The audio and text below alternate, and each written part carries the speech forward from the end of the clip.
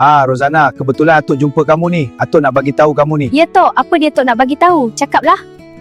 Malam ni ada kenduri di masjid, nanti jangan lupa bagi tahu ayah kamu. Baiklah Tok, nanti saya bagi tahu ayah suruh datang malam ni ya Tok. Selamat pagi Jik, awak sihat hari ni? Ya, selamat pagi juga Sakura. Saya sihat seperti biasa. James tak bagi tahu awak bila dia boleh masuk kerja. Saya tak tahu Sakura, dia tak beritahu saya pun. Awak cuba call James. Saya dah call tapi tak dapat, mungkin line tak berapa bagus di sana. Oh, kalau macam tu kita tunggu dia balik. Banyak kerja yang tak siap lagi ni. Lama juga James cuti sampai khabar pun tak tahu, mungkin dia dah lupa bengkel ni. Tak mungkinlah dia lupa, dia bukan macam tu, orangnya dia setia dengan kerja dia. Okeylah Sakura, saya nak buat kerja dulu. Motosikal ni pun belum siapkan lagi. Baiklah Jik, saya pun nak buat kerja ni. Bye.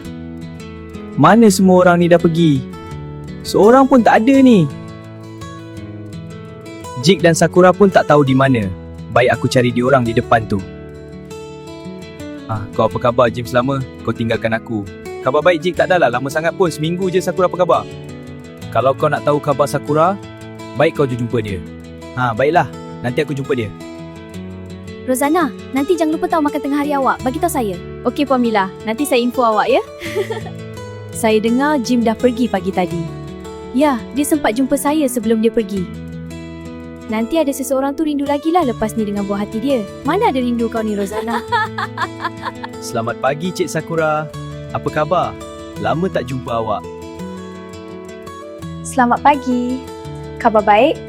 Saya sangka awak dah lupa orang di bengkel ni. Janganlah marah sebab saya lambat. Makin awak marah, semakin manis orangnya. Tahu lambat puji kita pula. Sakura lah apa Sakura? Nama saya bukan Sakura lah. Okeylah, kalau tak suka mana Sakura apa kata manis, senyuman manis. Manis lah pula, apalah kau ni James. Saja kan nak ambil hati kita lah tu. Okey, sebab awak lambat, saya nak awak belanja kita makan tengah hari ni macam... Boleh nanti awak bagi tahu saya je. Kita nak makan dekat mana, saya belanja.